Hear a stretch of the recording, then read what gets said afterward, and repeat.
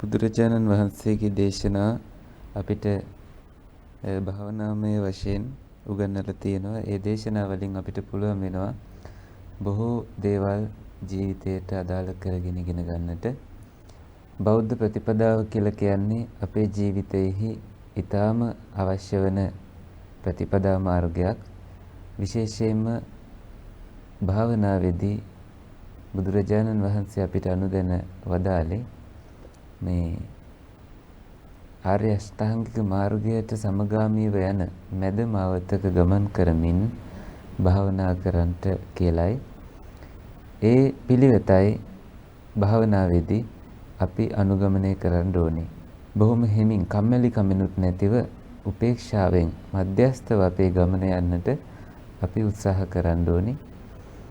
අධික බලාපොරොත්තු තිබුණොතින් වෙන්නේ අපි ඒ බලාපොරොත්තු ඉෂ්ට සිද්ධ කරගන්නට බැරි වෙනකොට බලාපොරොත්තු කඩ වෙලා අසාර්ථක කෙනෙක්ගේ මානසිකත්වයක් ඇති කරගන්නවා.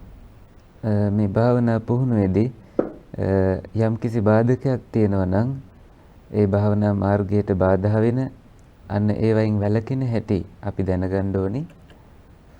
සිහියේ ඊටාම සාමකාමී දියුණු අවස්ථාවලට යන්නට මේන් පුළුවන්කම ලැබෙන විදිහට අපි ඒ බාධාවන් වළක්වා ගන්න ඕනේ. මේ දේශනාවල මුලින් මම මතක් කළා දෙවෙනි ආර්ය සත්‍යයට අනුව භාවනා කිරීමත් තුන්වෙනි ආර්ය සත්‍යයට අනුව භාවනා කිරීමත් කියලා දෙකක්. There's a way of understanding why the meditation works and why it doesn't work. So if there's ඒ කියන්නේ භාවනාව සමහරලාට හරියන්නේ සහ ඇයි සමහරලාට භාවනාව සමහර අයට ප්‍රතිඵලදායක වෙන්නේ නැත්තේ කියන බව කියන කරුණක්.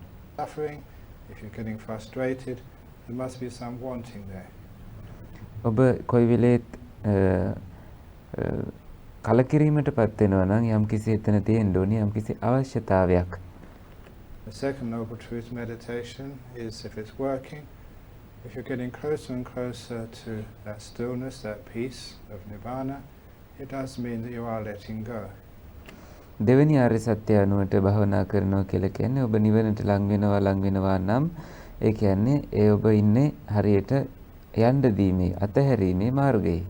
And in that second noble truth, I want to point out this evening the four ways of letting go, described by the Buddha. For those of you who know the standard description of that third noble truth, it's yotasayewa danhaya, asesa viraga nirodha, chago patinisaga muti analaya. තුන්වෙනි ආර්ය සත්‍යයට අනුව කරුණ විස්තර කරනකොට යෝතස්සා ඒව තණ්හාය අසේස විරාගෝ නිරෝධෝ චාගෝ පටිනිස්සග්ගෝ මුත්‍ති අනාලයෝ මේ කියන විදිහට බුදුරජාණන් වහන්සේ කරුණු හතරක් අතහරින හැටි උගන්වන්නට උන්වහන්සේ දේශනා කළා. This is the letting go of those that very craving, and namely the four ways of letting go: chaga, patinisaga, muti and analaya. මේ තෘෂ්ණාව නැති කරන්නට තියෙන ක්‍රම හතරක් නම් කරලා තියෙන්නේ චාග, පටිනිස්සග්ග, මුත්‍ති, අනාලය කියලා. And sometimes that we don't pay enough attention onto that particular part of the second noble truth. මේ දෙවන ආර්ය සත්‍යයට අදාළව මෙන්න මේ කොටසට අපි බොහෝ වෙලාවට අවධානය යොමු කරන්නේ නැහැ. Too often we just say let go of craving, but we අපි නිතරම කියන්නේ තෘෂ්ණාව යන්න දෙනවා කියලා විතරයි. don't pay attention to the four ways of letting go. නමුත් අවධානය යොමු කරන්නේ නැහැ එය අතහරින ක්‍රම හතරට. And so this evening I'm going to be talking about those four ways of letting go: chaga, patinisaga, muti and analaya, in a way which hopefully can help you get deeper and deeper meditations. එහිඳ මේ හැන්දෑවේ දේශනාවේදී මම මේ චාග, පටිනිස්සග්ග, මුත්‍ති, අනාලය කියන කරුණු හතර හරහා භාවනාවේ දියුණුවටපත් වෙන්නේ කොහොමද කියලයි අද විස්තර කරන්නේ.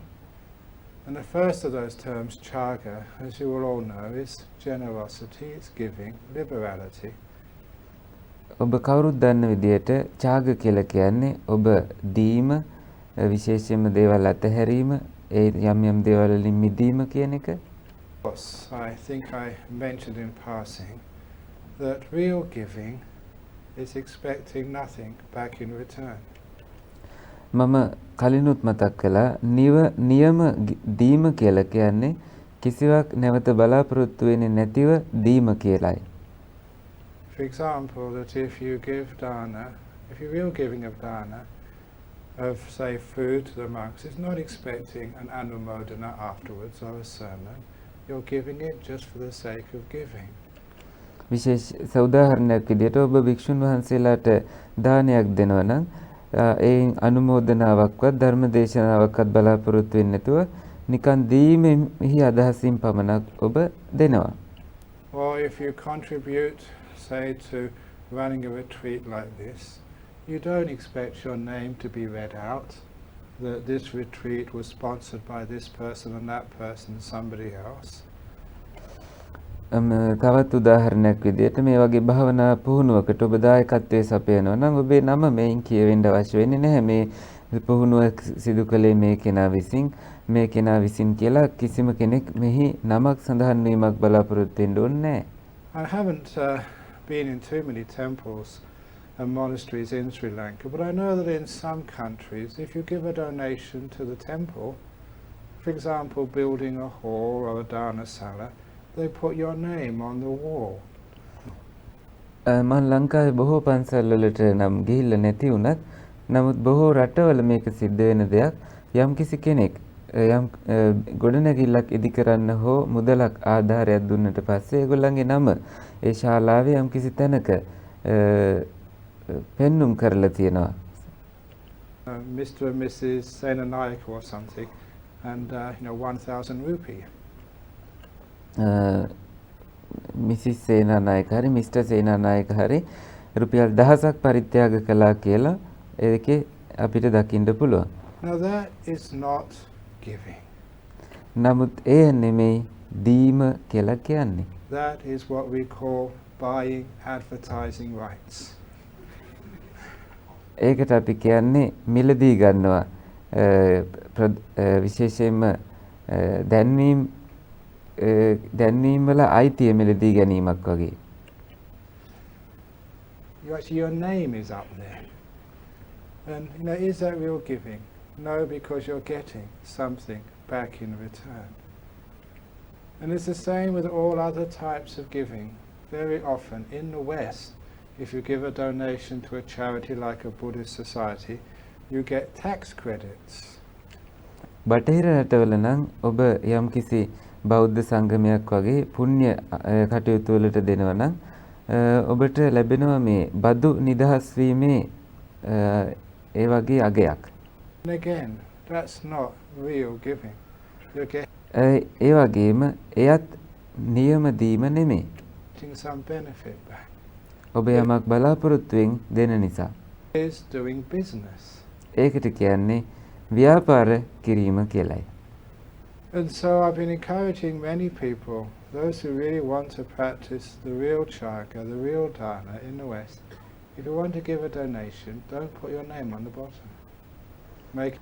මම නිතර මේ නිසා කියන්නේ ඔබට නියම පරිත්‍යාගයක් නියම දානයක් දෙන්න ඕන නම් එහි පතුලක කොහෙවත් ඔබේ නම සඳහන් කරන්නට උත්සාහ කරන්න එපා. Anonymous. If you are going to help build something, give it anonymously. ඔබට යම් අවශ්‍ය නම් කෙනෙක්ට උදව් කරන්න ඒ වගේම යමක් ඉදි කරන්න අවශ්‍ය නම් ඒක නිර්නාමිකවම කරන්න. One of the most inspiring donations which I received for one of our projects in Australia. ඕස්ට්‍රේලියාවේ එක ව්‍යාපෘතියකදී පුදුම හිතෙන පරිත්‍යාගයක් මට ලැබුණා. I don't mind saying this because it made me so inspired. Many years ago that we decided in Perth, Australia to have a monastery for women. We had a monastery for monks. We didn't really have any place for nuns to practice. අවුරුදු ගණනාවකට කලින් අපිට අවශ්‍ය වුණා භික්ෂුන් වහන්සේලාට ආරාමයක් තිබුණා වගේ භික්ෂුණීන් වහන්සේලාටත් ආරාමයක් ඉදි කරන්නට කියලා ව්‍යාපෘතියක් අපි පටන් ගත්තා. And I think you may know that even in the time of the Buddha, say if the monks and the nuns associate too closely together, there's always problems there. So ඔබ දන්නවා භික්ෂුන් වහන්සේලාත් භික්ෂුණීන් වහන්සේලාත් නිතරම ළඟින් ඇසුරු කිරීම බුදුරජාණන් වහන්සේ විනයට අනුව අනුමත කළේ නැහැ. to the monastery for the monks and the monastery for the nuns, separate. ඒ හින්දා ඉස්සෙල්ලා භික්ෂුන් වහන්සේලාට ආරාමයක් ඊළඟට වෙනම භික්ෂුණීන් වහන්සේලාට තවත් ආරාමයක් විදියට සකස් කරන්න ඕනේ වුණා. So when we first floated that idea to people, we started a fund to raise money to buy some land. අරමුදලක් ඇති කරලා මේ අදහස මිනිසුන්ට කිව්වට පස්සේ ඒ අරමුදල හරහා ඉඩමක් ලබා ගැනීමට අපි සැලසුම් කළා. Our nuns monastery in Perth. And we maybe had a few $1,000s in there, but nowhere near enough to buy any land. අපිට තිබුණා ඩොලර් දහස් ගණනකට ප්‍රමාණයක්. නමුත් ආසන්නවත් වෙලා තිබුණේ නැහැ මේ ඉඩමක් ගැනීමට. And the big breakthrough came when this gentleman came to see me, and he wasn't dressed in fine clothes. He was dressed in the sort of clothes which maybe a builder on a building site, a work on a building site would wear. හරි පුදුම හිතෙන දෙයක් සිද්ධ වුණා එක අවස්ථාවක. කැත ඇඳුම් වලින් පිළිවෙලකට නැති නිකන් වැඩ කරන තැනක වගේ ඇඳුම් ඇඳගෙන ඉන්න කෙනෙක් ආව මං හම්බ වෙන්න. And he came to see me and he said, I've heard you're building or trying to build a monastery for nuns, for Buddhist nuns. And I said, we haven't even started building it, we haven't even got any land yet, but we're collecting some money to buy some land. එතුමා කිව්වා මට අහන්න ලැබුණා මේ භික්ෂුන් වහන්සේලාට ආරාමයක් ඉදි කරන්න මුදල් එකතු කරනවා කියලා. ඊට පස්සේ උන්වහන්සේ කියලා තියෙනවා අපිට තාම ඉඩමක් නැහැ. ඒ හින්දා මේ ගොඩනැගිල්ල හදන්න අපි තාම පටන් ගත්තේවත් නැහැ කියලා. He said that's a wonderful idea. He was a Caucasian Australian. And he said that last week my wife gave birth to our first child. It was a girl. He said, I'm a Buddhist. And I've heard that you want to make an opportunity available for women to practice the monastic life. Now, my girl is only 1 week old, and I'm a Buddhist. I'm not sure if she's even interested in living monastic life or even becoming a Buddhist. ඒ පුජ්‍යලයා කියනවා මම බෞද්ධයෙක් මගේ පුංචි දරුවෙක් දියණියක් මට ඉපදුනා සතියක්කට විතර කලින් මම දන්නේ නැහැ ඒ දියණිය කැමති වේද කියලා භික්ෂුණී ආරාමයක ජීවිතයක් ගත කරන්න. නමුත් බෞද්ධයෙක් විදියට මම ඊටාම සතුටු වෙනවා මේ වගේ ඔබ වහන්සේගේ අදහසක් තිබීම පිළිබඳව භික්ෂු කාන්තාවන්ට බුද්ධහම පුහුණුවන්නට ආරාමයක් ඉදි කිරීම ගැන. I want that opportunity for her that when she grows up, if she wants to be a Buddhist nun, that she can. And he handed over a check for $250,000 Australian dollars. ආයෙත් ඒ පුජ්‍යලයා කියනවා මම ඒ කැමති ඒ දරුවා ලොකු වෙනකොට සමහර විට ආරාමික ජීවිතයක් ගෙවන්න අවශ්‍ය නම් පැවිදි භික්ෂුණියක් වෙන්නට අවශ්‍ය නම් ඒ අවස්ථාව ඇයට තිබිය යුතුයි. ඒ හින්දා චෙක් එකක් ලිව්වා ඕස්ට්‍රේලියන් ඩොලර්ස් වලින් හරි අඩක් බිලියන අඩක් විතර වටිනා. I'd never seen him before. මම එතුමා මීට කලින් දැකලා තිබුණෙත් නැහැ. And I never saw him again. ඊට පස්සේ දැක්කෙත් නැහැ. Now that's called chaga. අන්න ඒකයි ඡාග කියලා කියන්නේ. I must admit that my hand was shaking when I received such a huge check. That was a huge amount of money. මගේ අතත් වේවුලනවා වගේ දැනුණා. ඒ තරම් විශාල මුදලක් ලැබෙනකොට ඒක ඒ තරම්ම ලොකු මුදලක්. Actually got our nuns monastery started. අන්න එහෙමයි අපි මේ භික්ෂුණී ආරාමය පටන් ගත්තේ. But what really impressed me that he was not interested in getting a tax receipt.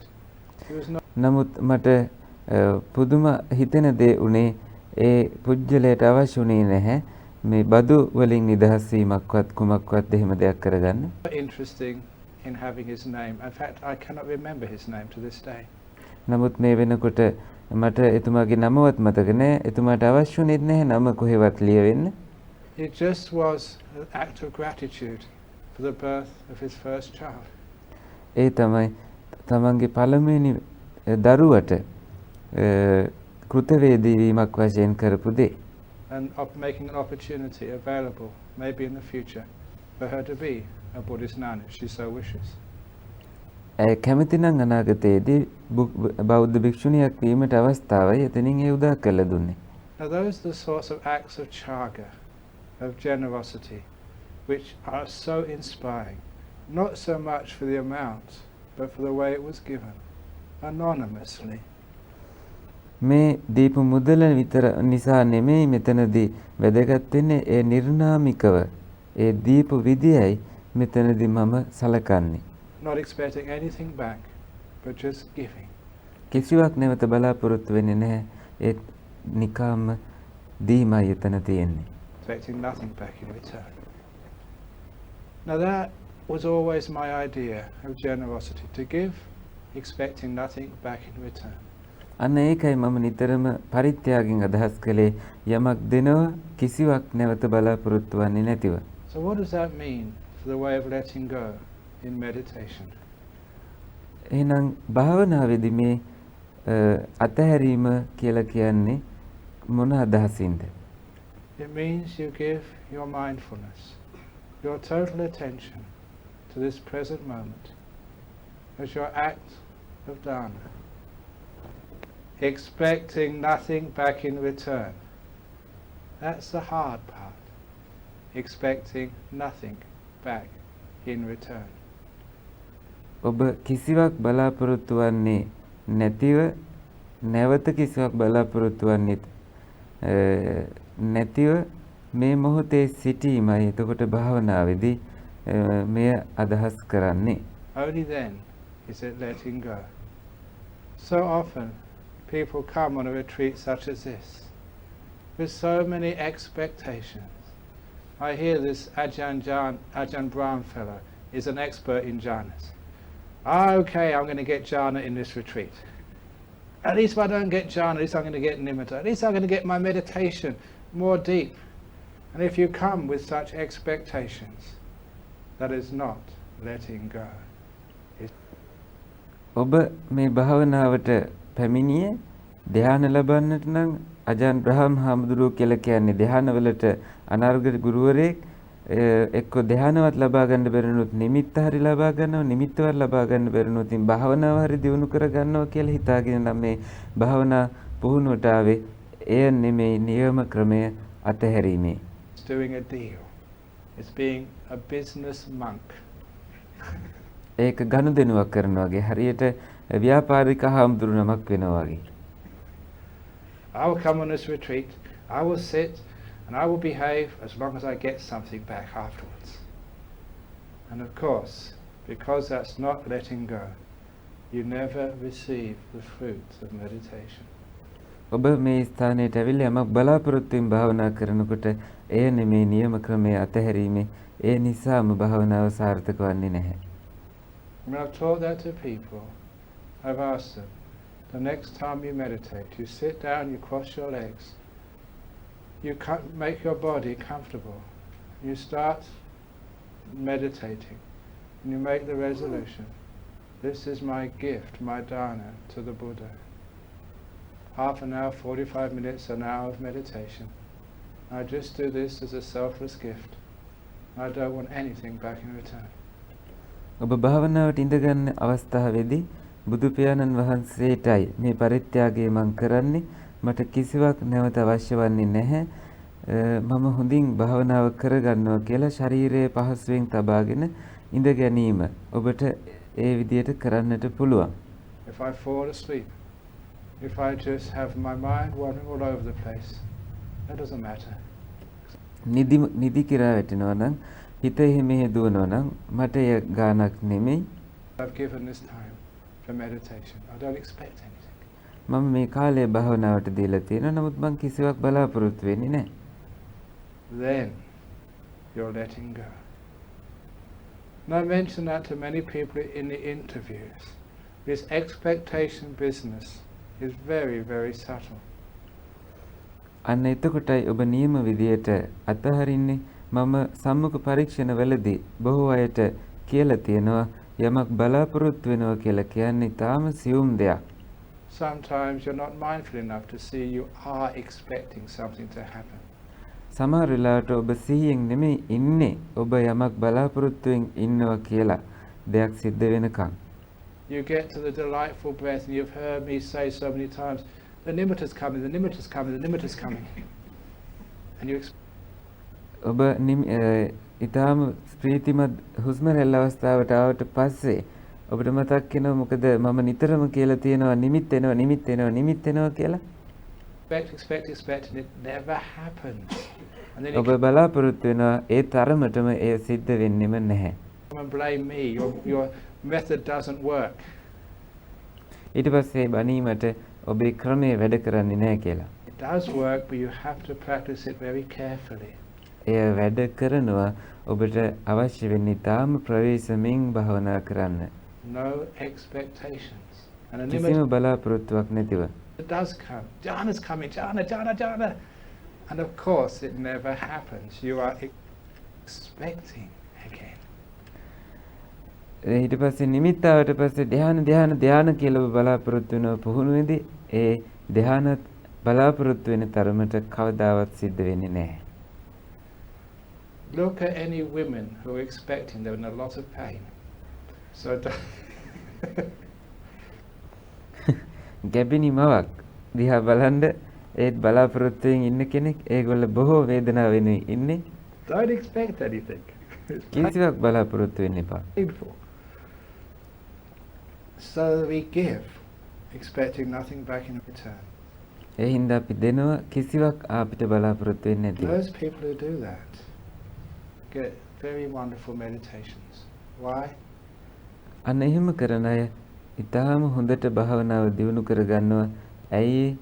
Because that's the first way of letting go. මොකද එයයි පළවෙනිම ක්‍රමයේ භාවනාවේදී අතහරින්නට තියෙන. Not wanting anything back, not expecting anything back. කිසිවක් බලාපොරොත්තු වෙන්නේ නැහැ. කිසිවක් අවශ්‍ය වන්නේත් නැහැ අපිට භාවනා පුහුණුවේ ප්‍රතිඵලයක් විදියට. Just giving. නිකාම දීමයි කරන්නේ. Because remember what I said at the very beginning of this retreat, quoting from my teacher, we're meditating not to get something. We're meditating to let go of things.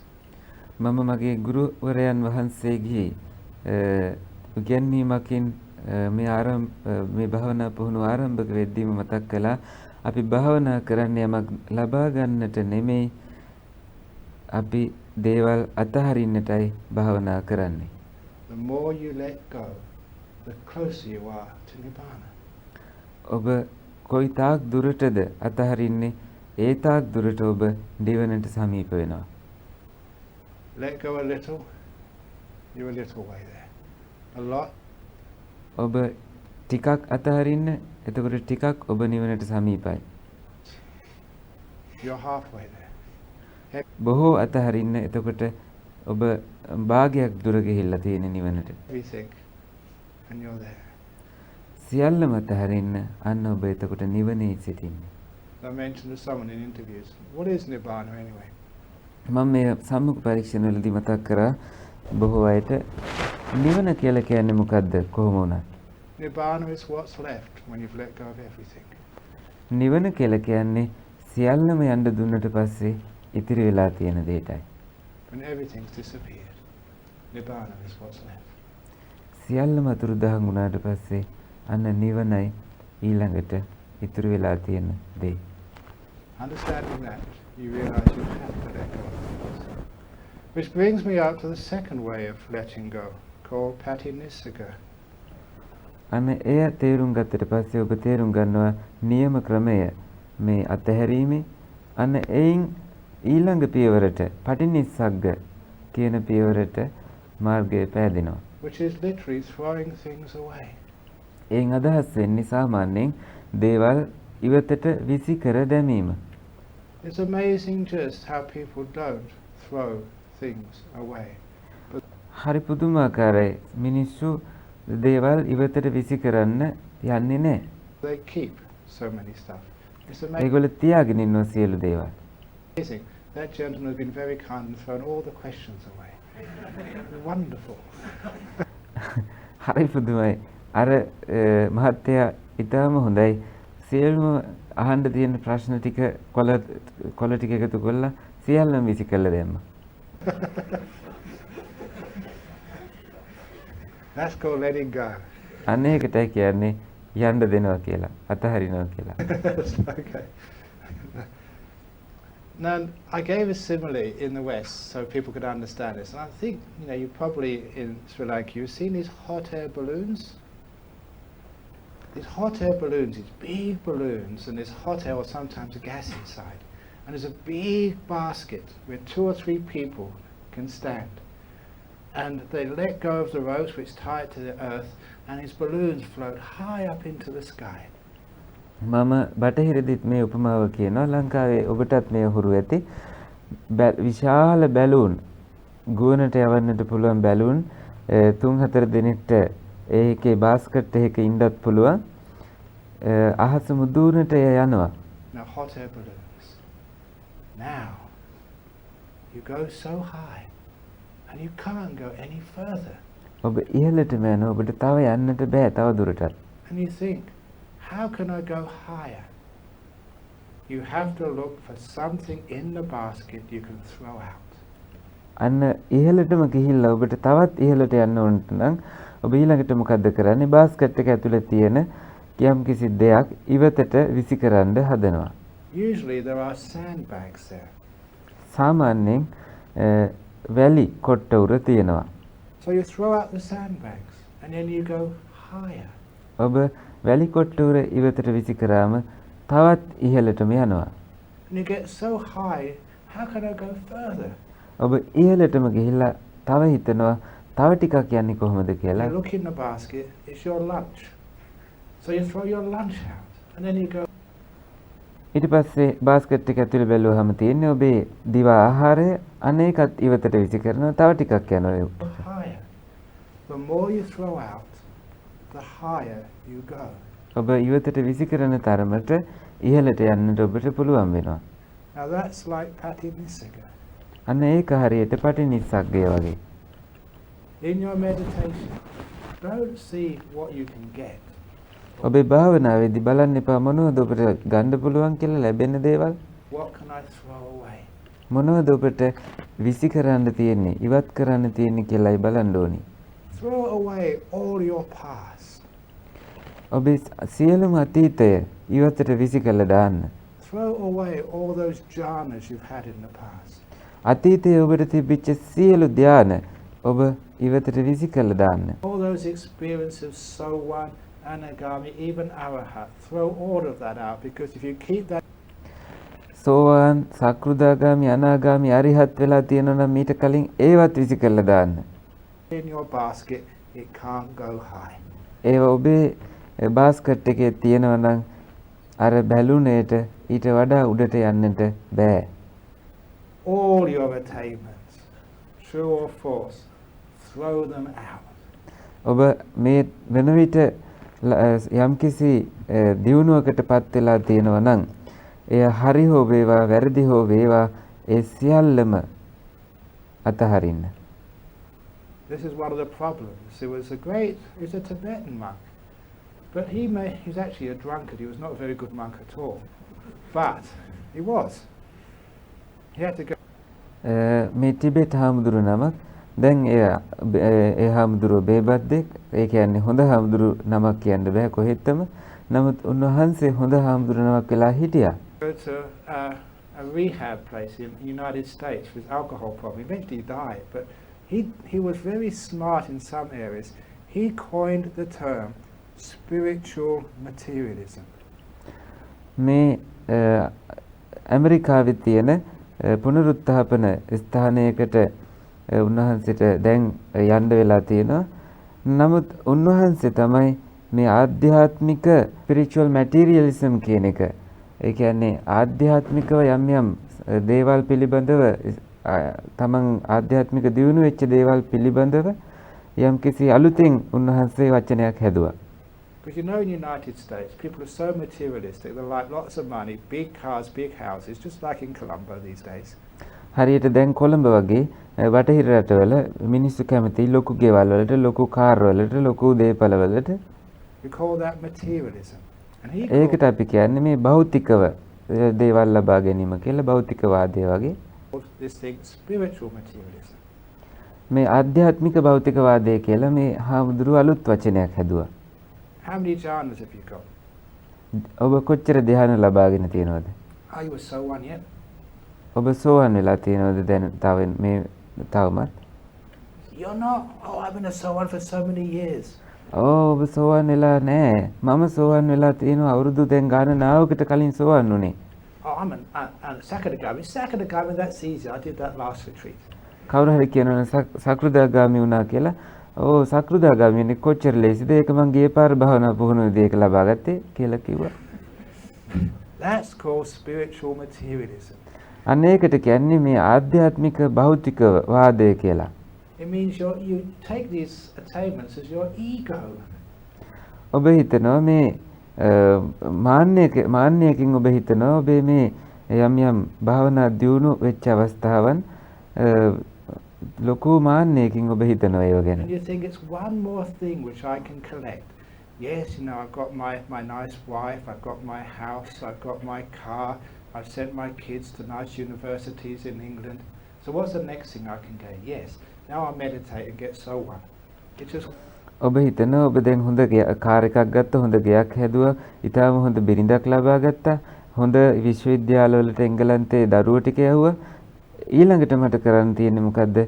මට තියෙන්නේ දැන් සෝවන් වෙන්නයි. one more thing which you add to all the other things you've attained in this life.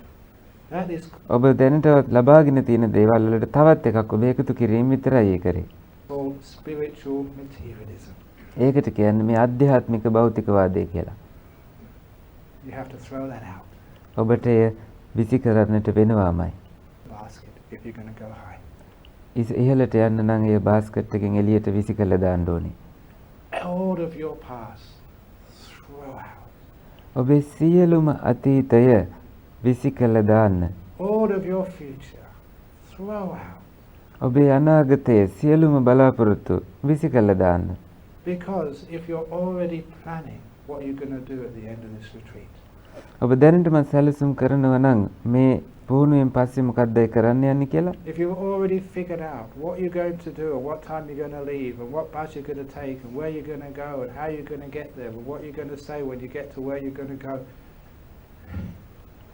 ඔබ දැනටමත් හිතනවා නම් bus එක කීයටද පිටත් වෙන්නේ, කොහොමද යන්නේ, කොහාටද යන්නේ, එතෙන්ට ගියාට පස්සේ මොකද්ද කරන්නේ? මේ විදිහට ඔබ හිතනවා නම් you've lost the plot. Lost the plot means you've forgotten about the path of meditation. ඔබ දැනටමත් භාවනාවේ නියම අරමුණෙන් ඉවත් වෙලා තියෙන්නේ. You have to throw all of that out as well. ඔබට ඒ සියලුම දේවල් අතහරින්න වෙනවා. So that's why 30 minutes ago, if you're meditating and you find you can't go further, you're stuck somewhere, have a look in your mind to see what you can throw out. අනේකයි පටිනිස්සග්ග කියලා කියන්නේ ඔබ කොහෙදී හරි භාවනාවේදී එකතැන ඉන්නවා නම් හිර වෙලා වගේ බලන්න මොනවද ඔබ අතහැරලා නැත්තේ, මොකද්ද ඔබට අතහරින්න තියෙන්නේ ඔබ තුල කියලා ටිකක් හිතලා බලන්න. It's some past experience, which you want to recreate now. You got a nimitta in the beginning of this meditation, you can't get it back again.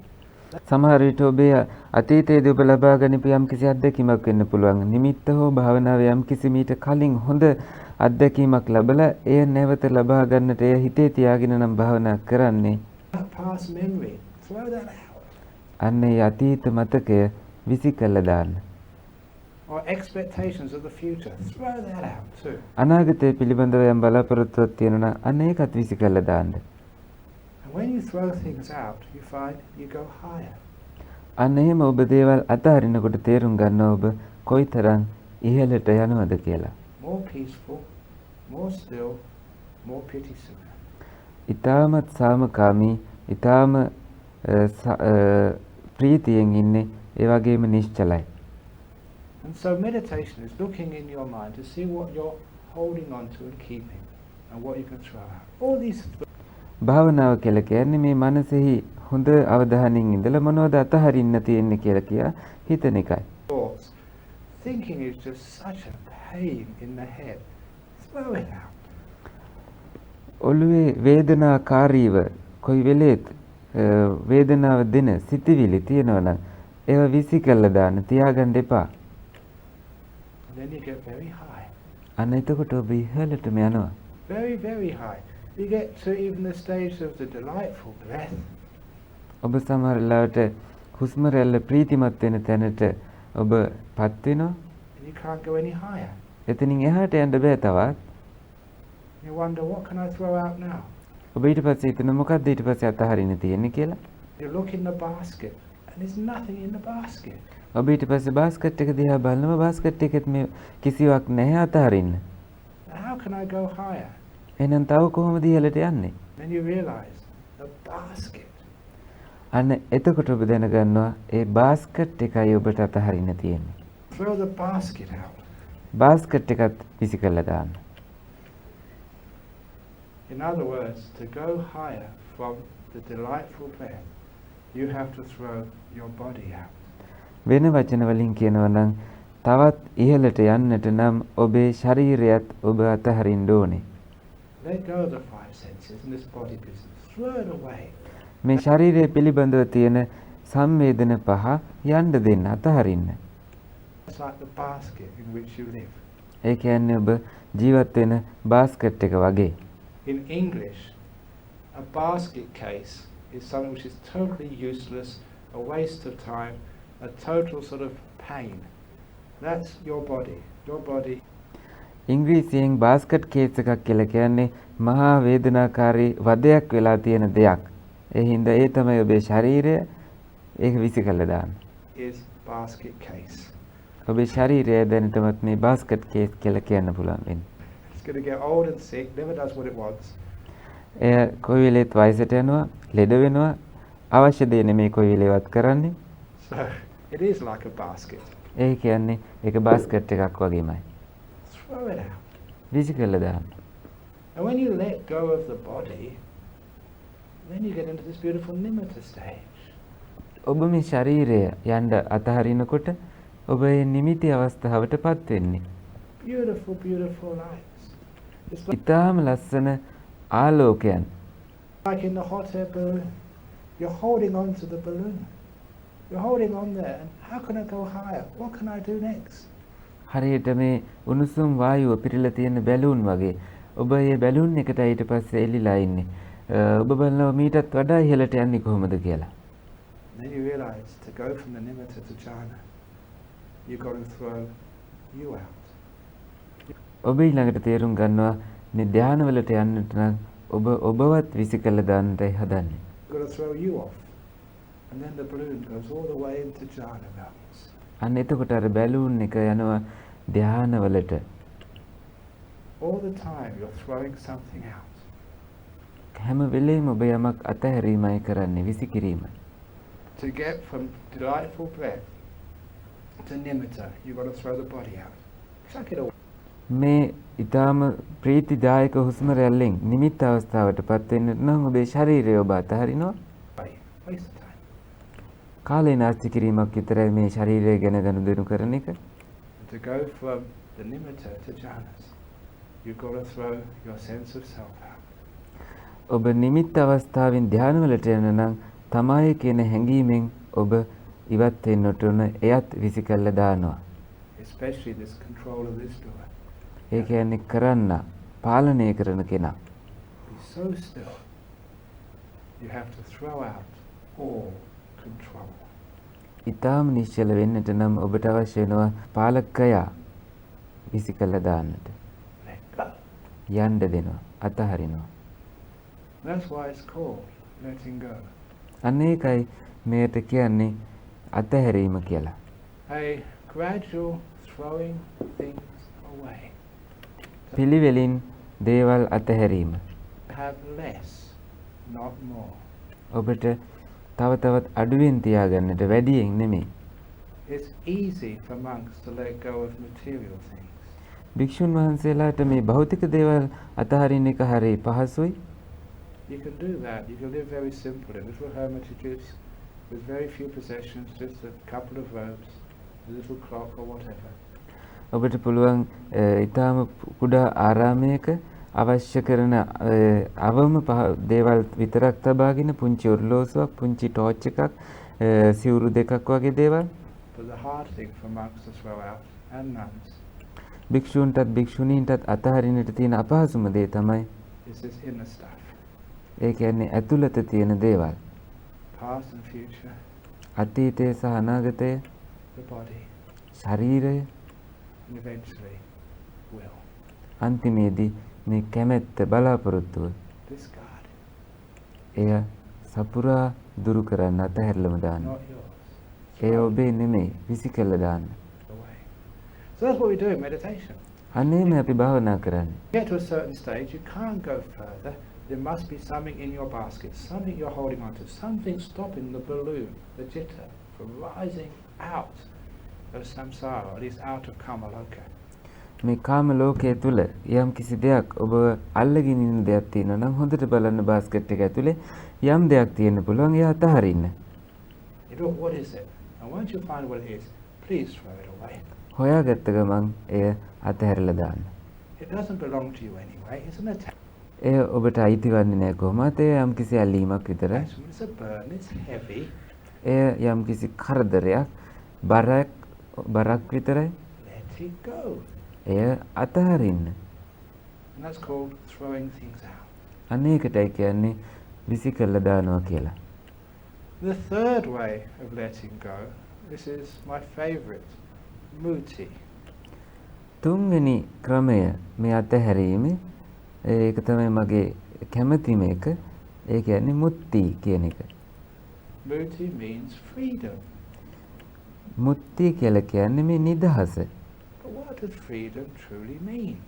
නමුත් මේ නිදහස සැබෑ ලෙසම නිදහසින් කියවන්නේ කුමක්ද?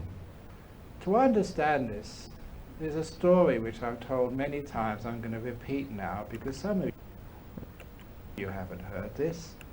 ඇතැම් අය මේ කතාව අහලා නැති නිසා නිතරම මම මේ කියන කතාවක් මම මේ වෙලාවේ කියන්න යන්නේ. And it's a story when one of my monks in Australia went to teach in a high security prison. මේක කතාවක් මගේ එක යහළු හම්දුරන් වහන්සේ නමක් සිර ගෙදරක ඉගැන්වීම් කටයුතු වලට ගියාට පස්සේ වෙච්ච දෙයක්. And there was many meditators wanting to learn meditation in prison. මේ සිර ගෙදර බොහෝ භාවනා පුහුණු වෙන්න ඕන අය හිටියා.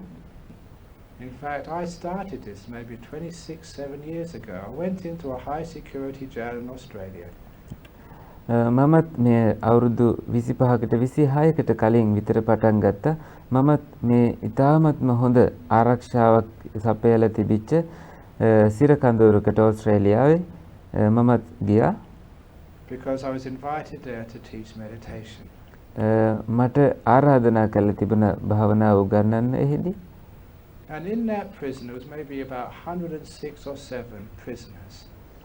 105ක් 7ක් විතර සිරකරුවන් ඒ බන්ධනාගාරේ හිටියා. About 102 of them came to my class. එයින් 102ක් විතර මගේ වැඩසටහනට පැමිණියා. Nearly all the prison. And I thought that was amazing. I had this hall packed with prisoners. ඒ කියන්නේ මුළුමනින්ම සියලු දෙනා වගේම පැමිණියා. මමත් පුදුම වුණා. සම්පූර්ණයෙන්ම පිරෙන්න සියලුම සිරකරුවන් භාවනාවට ආපු එක ගැන. And I was impressed. I never thought that prisoners who'd done these terrible crimes would be interested, in religious or spiritual things like meditation. මං ටිකක් පුදුමයටපත් වුණා. මේ තරම්ම ලොකු අපරාධ, දරුණු අපරාධ කරපු සිරකරුවනුත් මේ භාවනාවට මේ තරම් කැමැත්තක් දක්වන්නේ ඇයි කියලා. But I thought that if they are going to come and learn meditation, I'm going to teach them. If they're that interested, ඒගොල්ල උනන්දු වෙනවා නම් භාවනාවට මමත් එහෙනම් භාවනාව කියලා දෙනවා කියලා මං හිතුවා. ඒ තරම් මේගොල්ල භාවනාවට කැමතියි. I am going to bend over backwards to help them. මම සම්පූර්ණයෙන්ම නැමිලම ඒගොල්ලන්ට ඊටාම කැමැත්තෙන් කැප වෙලා උගන්වන්න කැමතියි. So I started teaching basic meditation. මම ඊට පස්සේ මූලික භාවනාව ඒගොල්ලන්ට උගන්වන්න පටන් ගත්තා. Now prisoners were very restless. නමුත් සිරකරුවන් බොහොම නොසන්සුන්. And so it was only about 3 or 4 minutes when one prisoner stood up, put up his hand and said, "Can I ask a question?" විනාඩි 3-4ක් ගියේ නෑ. එක සිරකරුවෙක් නැගිටලා අත උස්සලා කිව්වා මට ප්‍රශ්නයක් අහන්න පුළුවන්ද කියලා. Now this prisoner was about 6'3" tall, incredibly strong. You know, one of these people probably led a gang, you know, full of tattoos, had scars as well. When anyone that big with so many scars and tattoos asks, "Can I ask a question?" you always say, "Yes, sir. What do you want?" එක ඒ සිරකරුවා අඩි 6ක් විතර උසයි, ඒ වගේම මහතයි, ඇඟේ හැමතැනම කැලල් තියෙන, ඒ වගේම පච්ච කොටල තියෙන, මූණෙත් යම් යම් කැලල් තියෙන, ඒ වගේ දැවැන්ත සිරකරුවෙක් නැගිටලා එක සැරේම මගෙන් ප්‍රශ්නයක් අහන්නද කියලා ඇහුවට පස්සේ වෙන මොනෝ කියන්නද? ඔව් මහත්තයා අහන්න කියලායි මම කිව්වේ. So this was his question. These are funny stories, you cannot make them up. Real life is more funny than any joke. මේක තමයි අහපු පළවෙනි ප්‍රශ්නේ. සැබෑ ජීවිතය මේ තරම් විනෝදාත්මකයි, මීට වඩා විහිළුවක් කොහෙත්ම කරන්න බෑ. He said, "Is it true," he asked me, "that through meditation you can learn how to levitate and fly over walls?" සැබෑද මේ භාවනාවේ තියනවද? භාවනාව හරහා යම් කිසි කෙනෙක්ට මේ බිත්තියක් කිඳාගෙන යන්නට? And then I realized why 102 prisoners were at my class. ඊට පස්සේ මට තේරෙන්න ගත්තා අර 102ක් සිරකරුවෝ මොකටද මේ භාවනාවට ඇවිල්ලා තියෙන්නේ කියලා. They were not interested in developing their faculties and becoming enlightened. They just wanted to learn how to levitate so they could escape. ඒගොල්ලන්ට අවශ්‍යතාවයක් තිබුණේ නැහැ මේ භාවනාව දියුණු කරන්න. ඒගොල්ලන්ට අවශ්‍ය එකම දේ මේ බිත්තිය විදගෙන ගිහිල්ලා කොහොමද ගැලවිලා යන්නේ මේ හිරගෙදරින් කියලායි. They were very stupid. ඒගොල්ලෝ ඒ තරම්ම මෝඩයි. So when I answer quite truthfully, it's very rare for someone to be able to levitate. It takes years and years and years of practice. The next week when I came, there were only 3 prisoners turned up. මම ඒගොල්ලන්ට කියලා දුන්න මේක මේ විදිහට ඒ தത്വයට එන්න නම් භාවනාවේ අවුරුදු ගණනාවක් භාවනාව පුහුණු කරන්න ඕන කියලා ඊළඟ භාවනා වැඩසටහනේදී සිරකරුවෝ ඊට පස්සේ 3 දෙනයි ඇවිල්ලා තිබුණේ භාවනා කරන්න. They were the ones who were really interested in developing themselves. The rest they just wanted to escape. ඒ 3 දෙනා සැබෑ ලෙසම භාවනාවට කැමති වෙලා තිබුණා. අනිත් ඔක්කොටම අවශ්‍ය වුණේ ගැලවිලා ඉන්නයි. But anyway, this monk, because I got very busy on other things, so he went to one of these new prisons. කොහොම නමුත් අර කලින් කියපු හාමුදුරුවෝ මොකද මම බොහෝ අනිත් කටයුතුත් එක්ක මට කාර්යබහුල වෙන්න තිබුණ නිසා උන්වහන්සේ ගියා භාවනා වැඩසටහනට. He was taking a class of maybe 4 or 5 prisoners every week, and after a few weeks the prisoners asked him to stay behind, to give him a cup of tea, some gilampas, and to talk to him. And they wanted to know what it was like being a monk in Australia. උන්වහන්සේ සිරකරුවන් 4-5 දෙනෙක්ට පෞද්ගලිකව මේ භාවනා පුහුණුව කියලා දුන්නා. ඊට පස්සේ ටික දවසකින් එයා කිව්වා මේ හාමුදුරන්ට පසකින් ඉන්න කියලා. ඊට පස්සේ ගිලම්පස දීලා උන්වහන්සේකින් අහනවා දැනගන්න ඕන කමක් තිබුණා ඒ සිරකරුවන්ට මේ ඕස්ට්‍රේලියාව වගේ රටක භික්ෂුන් වහන්සේ නමක් වුණාම ඒක කොයි වගේද කියලා. So he told them the routine. In monastery in Perth, we get up at 4 o'clock in the morning. ඊට පස්සේ කණ්ඩායමට අර හාමුදුරුවෝ කිව්වා මේ ඕස්ට්‍රේලියාවේ ආරාමේදී අපි 4ට අවදි වෙනවා උදේ. And when they said 4 o'clock, the prisoners were shocked. 4ට අවදි වෙනවා කියලා කිව්වට පස්සේ සිරකරුවන් පීඩණයටපත් වුණා. ඒගොල්ලෝ එක සැරේම කම්පණයටපත් වුණා. 4 o'clock in the morning. Now even murderers don't have to get up until 6 in prison. උදේ 4ට මේ මිනි මරපුවටවත් උදේ 4ට අවදි වෙන්න ඕනේ නැහැ. ඒගොල්ලෝ 6 වෙනකම් බුදියන්න පුළුවන් නේ කියලා ඒගොල්ලෝ ඇහුවා. And then they asked, what do you do at 4 o'clock in the morning? ඊළඟට ඇහුවා උදේ 4ට මොකද්ද කරන්නේ මේ කියලා. Can you watch the TV? Get the උදේ 4ට ටීවී බලන්න පුළුවන්ද? late night movie?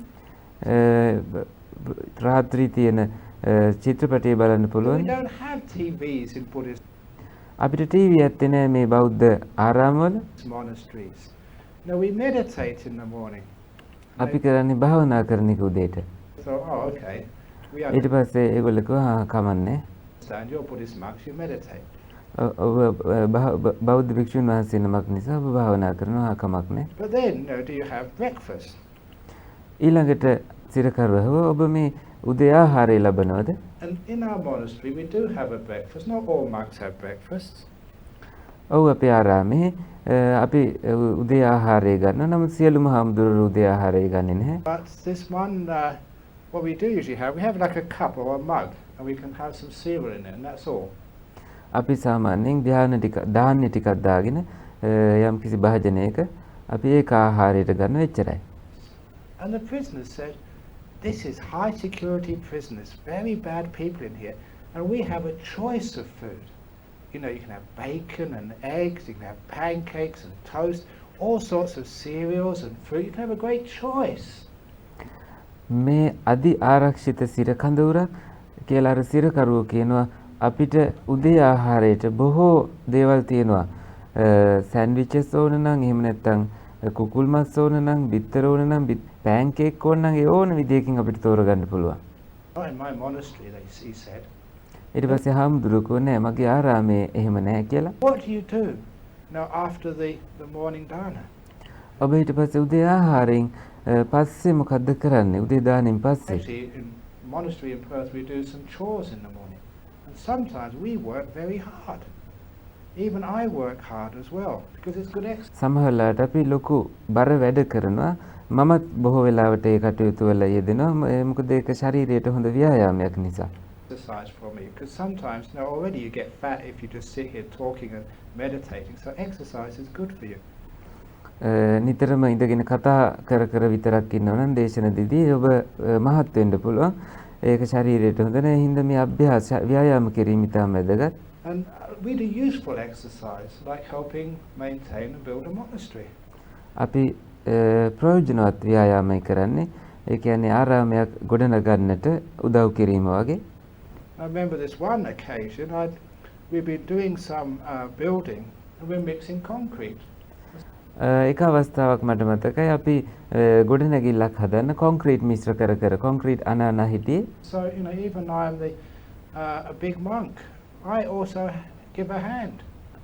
මම ලොකු හාමුදුරුවෝ තමයි ඒත් මමත් උදව් කරනවා ඒව කරන්න. When you're mixing concrete, you know, you get cement all over you. So ඔබ මේ කොන්ක්‍රීට් මිශ්‍ර කරනකොට සිමෙන්ති හැමතැනම ඇඟ පුරාම splatters of grey on my head and on my robe. ඔළුවෙත් සිවුරු වලත් හැමතැනම අලු පාට වෙලා. And I was going back from the hut we were building back to my room for a shower. මම ඒ ගොඩනැගිලි හද හිටිය තැන ඉඳලා මගේ කුටියට යන ගමන් හිටියේ ඇඟපත සෝදගන්න. I happened to pass, it was a Sri Lankan lady who was visiting. ඒ අතර මගදී මට හම්බුණා ශ්‍රී ලංකාවේ කාන්තාවක් මේ අපේ ආරාමයට පැමිණෙමින් She must හිටියා. have been a very high class Sri Lankan girl. She had an ඇය මේ ඊටාම ඉහළ පැලැන්තියේ ශ්‍රී ලංකාවේ ගැහැණු ළමෙක්. expensive sari. ඇය ඊටාම ඉහළ ගණයේ අනර්ඝ සාරියක් ඇඳගෙන හිටියා. So many jewelry බොහෝ රත්රන් ආභරණ පැළඳගෙන හිටියා. that she rang louder than the bell. You know, clink, clink, clink. You could hear her a mile away. එයින් අදහස් කළේ ඒ රත්තරන් නිසාම ඇගේ අත්පා වලින් ඒ තරම්ම සීනු නාදයක් වගේ සතුම් ගානක් ඇහෙන්න තරම් තිබුණා. And she came up to me ඒ කාන්තාව මගේ ළඟට ආවා. and said, I'm looking for Ajahn Brahm, the abbot. මම මේ අජාන් බ්‍රාහම් හාමුදුරුවෝ මේ ඉන්න ප්‍රධාන හාමුදුරුවෝ හොයයි ඉන්නේ. And I got a sharp mind. I'm very quick. I said, මට තියුණු මනසක් තිබ්බා. ඊටාම ශනිකව මම කිව්වා If you go to the dana sala, he'd probably be there in about 10 minutes. ඔබ දාන ශාලාවට යනවා නම් උන්වහන්සේ විනාඩි 10කින් විතර එතන ඉඳී කියලා කිව්වා. So she said thank you and went to the dana sala. ඇයි ස්තුතියි කියලා ගියා දාන ශාලාවට. I quickly went to my room, had a shower, changed my robes and went to the dana sala. මම ඉක්මනින්ම කාමරයට ගිහිල්ලා ඇඟ පත සෝදගෙන වෙන සිවුරක් පෙරවගෙන මම ගියා දාන ශාලාවට. We had a nice discussion about Dhamma. අපි තාම හොඳ සාකච්ඡාවක් තිබුණ ධර්මය පිළිබඳව අපි ගොඩක් සාකච්ඡා කරා. She said, "Oh, thank you so much. That was very inspiring, and you've got a beautiful monastery. But if you don't mind, there's one thing I would like to let you know." බොහොම ස්තුතියි කියලා මේ කෙටි වැදගත් ධර්ම සාකච්ඡාවට කදිමයි කියලා එක දෙයක් මතක් කරන්න තියෙනවා කියලා එම කාන්තාව කියනවා. On the way here, I saw one of your monks, and he was very dirty and sloppy, and that's not appropriate for a Buddhist monastery. අතරමඟදී මට හම්බුණා එක හාමුදුරු නමක් මේ ආරාමය ඇතුලේ ඒක සුදුසු නැහැ. ඒ හාමුදුරුවෝ ඒ තරම්ම අපිරිසිදුවයි හිටියේ. ඒක ගැලපෙන්නේ නැහැ මේ වගේ ආරාමයකට. And of course, that was me. ඒ තමයි මම. She didn't recognize that. ඒට අඳුර ගන්න බැරි වුණා මාව. I told her, "Oh, thank you for letting me know. We're always open for admonishment, being monks. I'll talk to that monk later, madam." ඊට පස්සේ මම ඒ කාන්තාවට කිව්වා බොහොම ස්තුතියි මැඩම්. මම මේ හාමුදුරන්ට පස්සේ කියන්නම් අපි කොයි වෙලෙත් කැමති උපදෙස් ලබන්න කියලා. And I wasn't lying. මම බොරු කිව්වේ නෑ ඒ වෙලාවේ. She never realized it was the same person. ඇය තේරුම් ගත්තේ නෑ ඒ එකම කෙනායි කියලා. So we weren't. And when we told the prisoners in Australia, they don't have to work very hard at all. මේ සිරකරුවන්ටත් අපි කිව්වා එතකොට ඒගොල්ලන්ට විශේෂයෙන්ම මහන්සි වෙලා වැඩ කරන්න ඕනේ නෑ මේ සිරකරුවන්ට. And they were quite shocked. They said, ඒගොල්ලත් සෑහෙන පුදුම වුණා. "They'll never make us work like that in our prison. We go and riot." So what do you අපි අයිතිවාසිකම් වෙනුවෙන් ඊට පස්සේ යනවා අපිට මේ විදිහට වැඩ කරන්න උනා නම් කියලා මේ සිරකරුවෝ කිව්වා. have for lunch? එහෙනම් ඔබ මොනවද මේ දිවා ආහාරයට ලබන්නේ කියලා සිරකරුවෝ ඇහුවා. And we said, "No, we have lunch. Over here, I must admit, I do indulge. I eat off the table, but we have bowls and we eat out of bowl. I know what it's like eating in bowls." ඊට පස්සේ ඒ හාමුදුරුවෝ කිව්වා අපි මේ සිර කඳුරේ වගේ නෙමෙයි මේ වගේ විවිධ ආහාර විවිධ පිඟන් වල නෙමෙයි අපිට ගන්න තියෙන අපි එක පාත්‍රයක ආහාර ගන්න. ඔබ දන්නව කොහොමද මේ පාත්‍රයක ආහාර ගැනීම? Especially like Western food. විශේෂයෙන් මේ බටහිර ආහාර. Because Western food, like sometimes we do have ice cream, but it's actually loose ice cream. It goes on top of your curry. විශේෂයෙන්ම අයිස්ක්‍රීම් මේ අයිස්ක්‍රීම් පාත්‍රයට දැම්මට පස්සේ මේ බටහිර රටවලදී ඔබේ ව්‍යංජන උඩින් එය පැතිරිලා යනවා. Many times I've had ice cream on top of spaghetti. And it all melts in there, and all the sort of the chocolate goes in the spaghetti sauce. It's disgusting. බොහෝ වෙලාවට යම් වෙලාවට මට මගේ පාත්‍රය තුල ඊටම සමහර වෙලාවට කැත හිතෙන විදියට මේ අයිස්ක්‍රීම් චොකලට් එහෙම මිශ්‍ර වෙලා යනවා. These prisoners say they'll never do that in prison. In prison you get this metal tray with different compartments, so you can put your rice or your potatoes in one, your curry or your vegetables in another, and your sweet on another. ඊළඟට සිරකරුවකුව හිරගෙදර නම් එහෙම නෙමෙයි එක යකඩ තැටියක ඊටාම හොඳට වෙන් කරලා තියන්න පුළුවන්. බත් එක තැනක ව්‍යංජන තව වෙන වෙනම තියාගෙන ඔබට පුළුවන් ආහාරය ගන්න. So what do you do after lunch? Can you ඊළඟට සිරකාරයෝ අහන ඔබ දවල් ආහාරයෙන් පස්සේ මොකද්ද කරන්නේ? Can you monks play sport like have a game of soccer or table tennis? මේ භික්ෂුන් වහන්සේලාට පුළුවන් ද ටේබල් ටෙනිස් සෙල්ලම් කරන්න හරි මොකක් හරි සෙල්ලම් කරන්න පුළුවන්ද කියලා අහනවා. No, monks don't play sport. So what do? We meditate. That must be tough. අරහම්දුරු කියන ඊළඟට භික්ෂුන් වහන්සේලාට බෑ සෙල්ලම් කරන්න. උන්වහන්සේලා කරන්නේ ඊළඟට භාවනා කරන එක. කියලා අර සිරකරු ඊළඟට ඒ තරම් වදයක්නේ කරදරයිනේ මේක කියලා කිව්වා. But what time do you have dinner? ඊළඟට සිරකාරය අහන ඔබ රාත්‍රී ආහාරය ගන්න මොන වෙලාවටද කියලා. Because these were Australian prisoners. They didn't know what it was like in a monastery. මේ ඕස්ට්‍රේලියානු සිරකරුවන් දැනගෙන හිටියේ නෑ ආරාමයක කොහොමද තත්ත්වය කියලා. So they said, we don't have dinner in a monastery. අර හාමුදුරුවෝ ඊළඟට අපිට මේ රාත්‍රී කාලේ ආහාරයක් ගැනීමක් වෙන්නේ නෑ ආරාමයේ කියලා. They don't feed you. ඒගොල්ලෝ ඔබට ආහාර දෙන්නේ නැද්ද කියලා ඇහුවා. You know, we have dinner. We also have supper. We can, get some snacks as well. අපිත් මේ රාත්‍රී ආහාරය ගන්න ඒ වගේම සැන්දෑවට මොනවා හරි දේවල් අරගන්නවා අපිට පුළුවන් මේවා ලබා ගන්න සිරගෙදර. Crikey, what do you do then in the evening? Can you play cards, a game of poker? ඊළඟට සිරකාරය අහනවා ඔබ එහෙනම් මොනවද හැන්දෑවට කරන්න ඔබට පුළුවන්ද මේ කාඩ්ස් එල්ලම් කරන්න කියලා අහනවා. No, we maybe do some chanting, then we do more meditation. Oh God, more meditation. That must be terrible. But what time do you go to bed? ඊළඟට සිරකාරයන්ට කියනවා රහමුදුරුව අපි කරන්නේ ඊළඟට කෙටියෙන් වන්දනා කරලා භාවනා කරන එක. ඊළඟට සිරකාරය අහනවා කොයි වෙලාවෙද ඔබ තවත් භාවනා කරන එක? කොයි වෙලාවෙද ඔබ එහෙනම් නිින්දට යන්නේ කියලා අහනවා. And of course, like many monks in monastery in Perth, we sleep on the floor. බොහෝ හාමුදුරුවෝ මේ ඕස්ට්‍රේලියානු ආරාමේ සැතපෙන්නේ බිම. They don't give you a bed. ඒගොල්ලෝ ඇඳක් දෙන්නේ නැද්ද ඔබට කියලා සිරකාරයෝ අහනවා. In solitary confinement, they give you a little bed to sleep on. And when he described what it was like in a monastery, a Buddhist monastery, even in the West, it was much, much worse than a prison for people who've done crimes in Australia.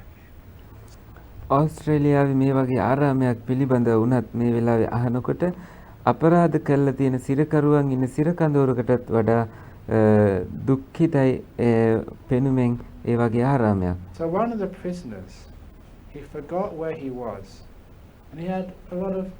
He cared for this monk. He said, "That's terrible where you have to live. That's so bad where you have to live. Why don't you come in here and stay with us instead?" එක සිරකරුවෙක් තමන් හිටියේ තැන උන් හිටි තැන් ඒ සිරකරුවටත් අමතකයි. ඒ සිරකාරය අර හාමුදුරුව පිළිබඳ බොහෝ සංවේදී වෙලා හැඟීමෙන් අහනවා ඒ ආරාමේ ඉන්න එකේ තරම් හොඳ තැනක් නෙමෙයි. ඇයි ඇවිල්ලා අපිත් එක්ක ඉන්නේ නැත්තේ මේ සිරකඳුරට එන්නකෝ කියලා කිව්වා. And he had a point. It is much more comfortable in prison than being in Bodhinyana Monastery in Perth. Certainly in Australian prisons. I'm not sure about Sri Lankan prisons. That might be a bit tougher. ලංකාවේ සිරකරුව ගැන මට එච්චර අවබෝධයක් නැහැ. ඕස්ට්‍රේලියාවේ නම් සැප පහසුව තියෙන සිරකරුවන්ට බෝධිඥාන ආරාමයේ ඉන්නවට වඩා මේ සිරකරුවන්ට ඕස්ට්‍රේලියාවේ ඊටම සැප පහසුයි. But certainly in Australian prison you can get to watch the TV. අනිවාර්යෙන්ම ඕස්ට්‍රේලියාවේ සිරකඳුරේදී ඔබට පුළුවන් මේ ටීවී බලන්න. Can't do that in monastery. You can get to have nice food whenever you want in the morning, not in monastery. ඔබට ආරාමයක එහෙම නැහැ. ඔබට කැමති ආහාරවත් උදේට ලබා ගන්නට විදියක් නැහැ ආරාමයක. But it got me thinking, why is it? Or what is the මට ඊළඟට හිතෙන්න ගත්ත ඇයි මොකද්ද මෙතන වෙනස? difference between a Buddhist monastery and a prison? What's the essential difference? And of course, මොකද්ද මේ අත්‍යවශ්‍යම වෙනස මෙතන තියෙන? the difference is in a prison, doesn't matter how comfortable it is, you don't want to be there. මේ වගේ සිරකඳුරක කොයිතරම් සැප පහසු වුණත් ඔබට එහි ඉඳීමට අවශ්‍යතාවයක් නැහැ. In a monastery or on a retreat, you want to be here. ආරාමයක හරි භවනා පුහුණුවක හරි නම් ඔබට මෙහි සිටින්නට අවශ්‍යයි කියලා දැනෙනවා. That is the difference between being in prison and being free. අන්න ඒකයි සිරකඳුරක සිටීමත් නිදහසේ සිටීමත් අතර වෙනස. Whether you want to be here or you don't want to be here. ඔබට මෙහි ඉන්න අවශ්‍යයිද එහෙම නැත්නම් ඔබ ඉන්න කැමති නැද්ද? And to me, any place you don't want to be becomes a prison for you. මට තේරෙන හැටියට නම් ඔබ කැමති නැති යම් තැනක් වෙතොත් අන්නේ ස්ථානයේ ඔබට සිර කඳවුරක් වෙනවාමයි. If you're in a job you hate, your job is a prison. Your office is like a cell. You want to get ඔබ කැමති නැති රැකියාවක නම් ඔබ නියුක්ත වෙලා ඉන්නේ අන්න එතන ඔබට සිර කඳවුරක් වෙනවා. out as soon as possible. ඔබට අවශ්‍ය වෙන්නේ එතනින් හැකියක්ම නිවත් වෙන්න.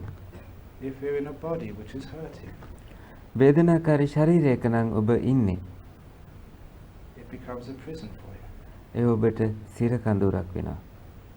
If you're sitting listening to a talk and thinking, when's it going to end, when's it going to end? The talk is a prison for you.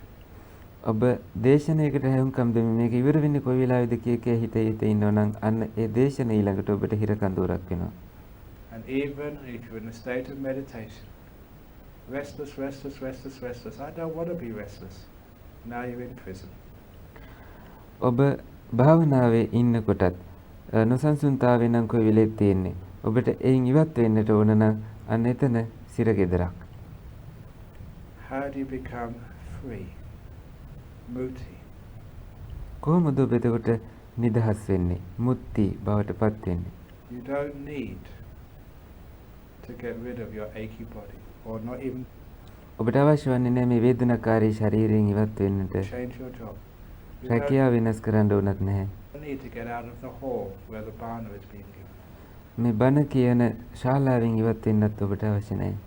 You don't need to get rid of restlessness or sloth and torpor නොසන්සුන්තාවෙන් තීන මිද්දෙන් ඉවත් වෙන්න ඕනත් නැහැ. to feel free.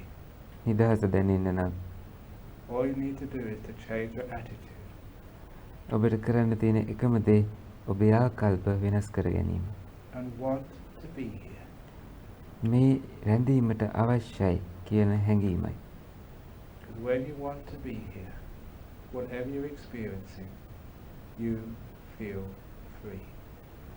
ඔබට මෙහි ඉන්නට ඕන නම් එතකොට කුමක් අත්දැක්කත් ඔබට ඕන මෙහි ඉන්නට. ඔබට දැනෙන නිදහස එතන. It's called a freedom from wanting to be somewhere else.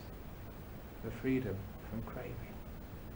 ඒ කියන්නේ යම් කිසි වෙන තැනක ඉන්න නෙමෙයි මේ තෘෂ්ණාවෙන් මිදිලා ලබන නිදහසේ ඔබ ඉන්නවා. Freedom from desire. ඇලීමෙන් ආශාවන්ගෙන් නිදහස් වෙලා. I want to be here. මට මෙහි ඉන්නයි ඕන. Therefore there's no desire. ඒ හින්දා කිසිම ආශාවක් නැහැ. That's called letting go.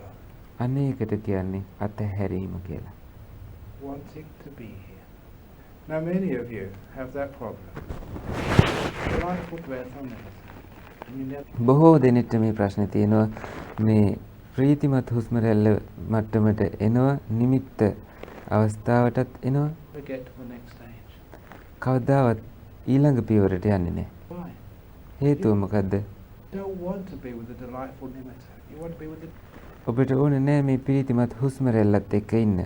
ඔබට ඕන නිමිත්ත එක්ක ඉන්න. jhana. ඔබට ඕන ධානය ලබන්න. Even you got this incredible, high, beautiful, wonderful state of samadhi, of stillness. ඔබ මේ නිශ්චලතාවයේ සමාධියේ ඉහළම මට්ටම් වලට පැමිණලා තිබුණත් Because you want to be somewhere else, you don't have the freedom, the letting go, to take you to the next stage. ඔබට මේ ඊළඟ පියවරට යන්නට නම් ඔබේ නිදහස නැහැ. අතහැරීමෙන් ලබා ගනිපු. ඒකයි ඔබෙහි හිර වෙලා ඉන්නේ.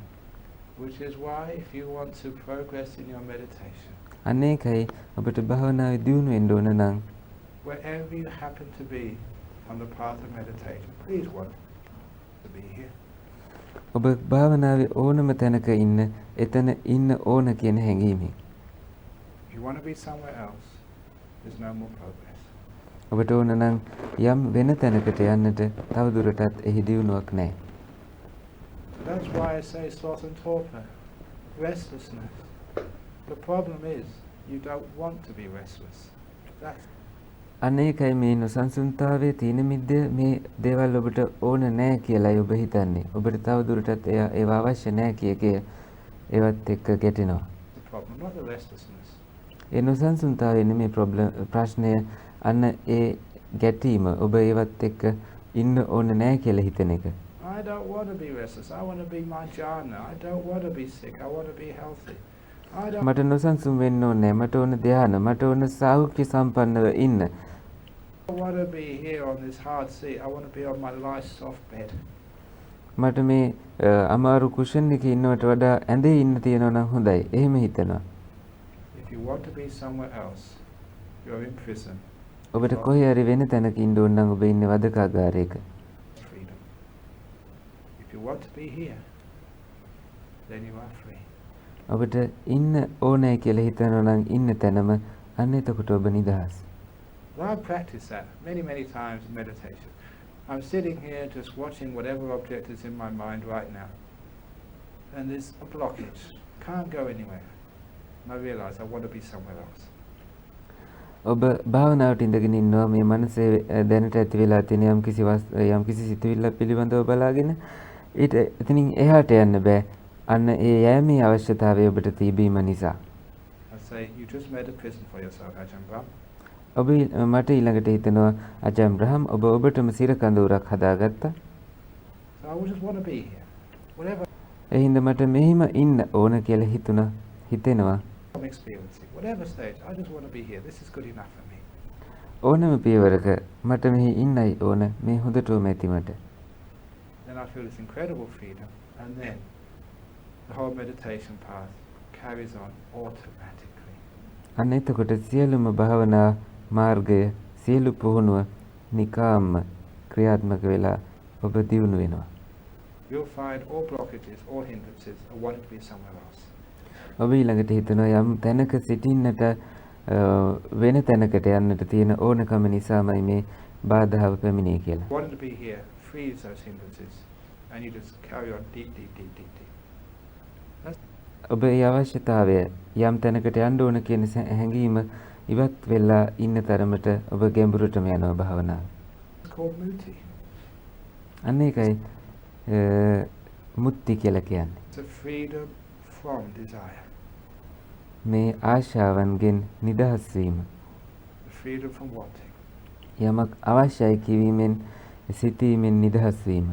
It means you're still. You've let go. ඒ කියන්නේ ඔබ නිශ්චලයි බොහෝ දේවල් ඔබ අතහැරලා Something's going to happen very beautifully.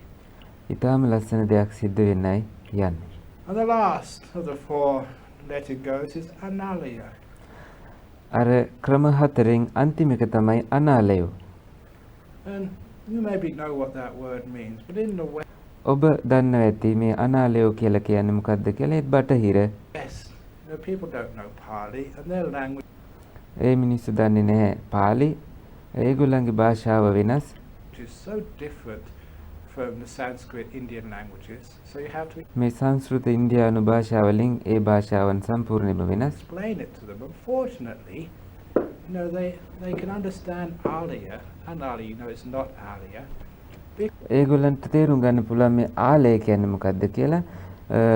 ඒක අනිත් පැත්ත තමයි අනාලය කියලා කියන්නේ. ඔබ කොහොමද දන්නව? Because they know the word Himalaya. මොකද ඒගොල්ලෝ දන්නවා මේ හිමාලය කියන වචනේ. The Himalaya literally means the Alaya of the snow. And it's මේ හිමාලය කියලා කියන්නේ සාමාන්‍යයෙන් මේ හිම තියෙන තැන, හිම ඇලෙන තැන. also a state in north east India called Meghalaya.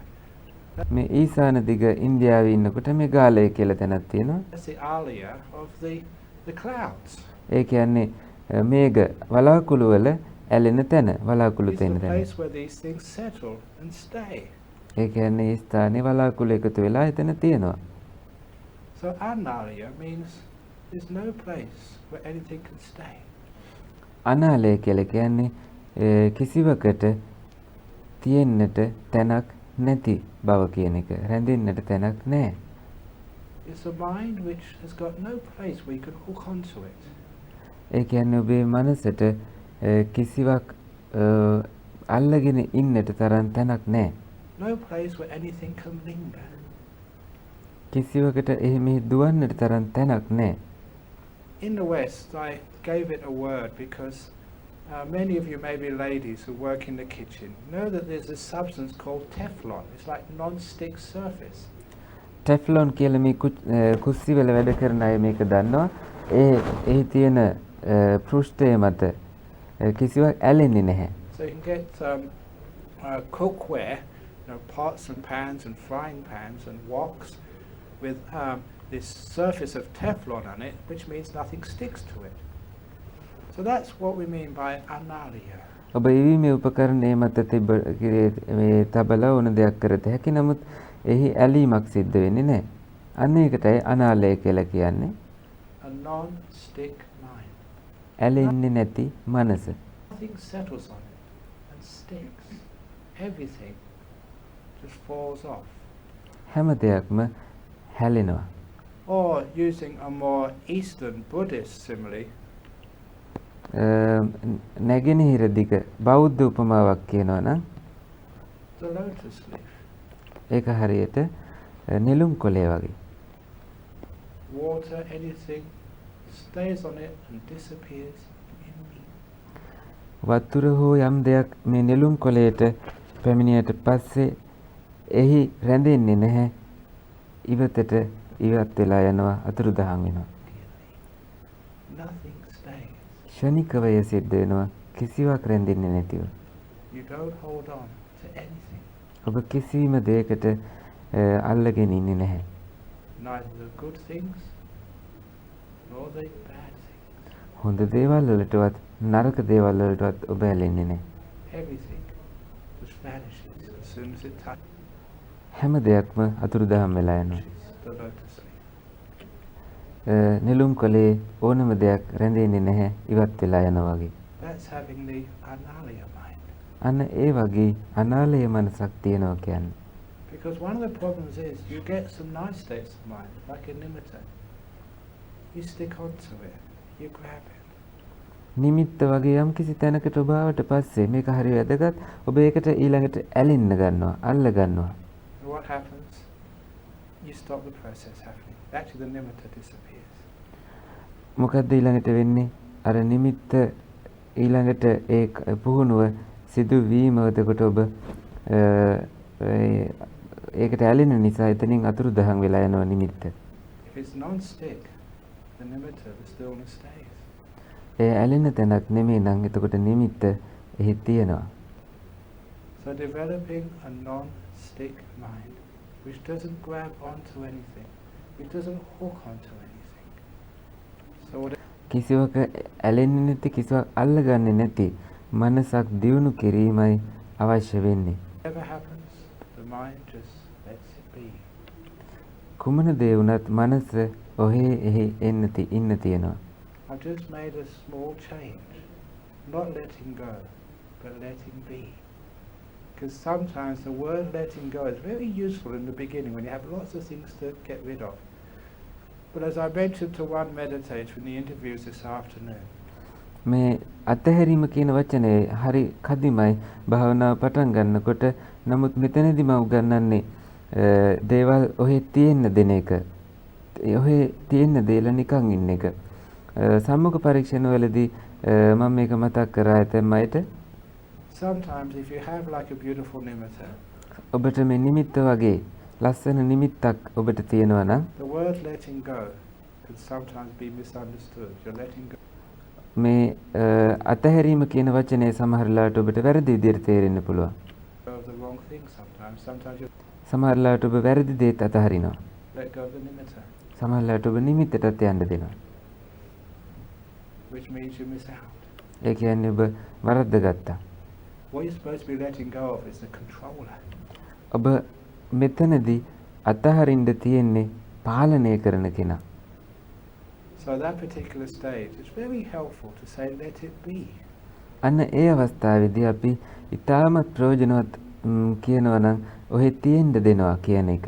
ඔහෙ තියෙන්න දෙනවා.